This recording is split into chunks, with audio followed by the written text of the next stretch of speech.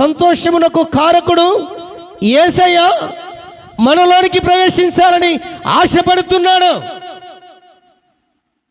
మన ఆనందానికి కారకుడైన యేసయ్య మన హృదయం అనే యెరూషలేములోనికి ప్రవేశించాలని ఆశిస్తున్నాడు. ఈ ఆహ్వానం ఎవరైతే మన్నిస్తారో, ఆ ఆహ్వానాన్ని ఎవరైతే మన్నించి యేసయ్యను చేర్చుకుంటారో వారి గుండెల్లో కానీ వారి ఇంటిలో కానీ సఖ్యము కానీ సంతోషము కలుగుతుంది. హల్లెలూయా. ఉల్లాసవంతంగా ఉంటారు. హల్లెలూయా.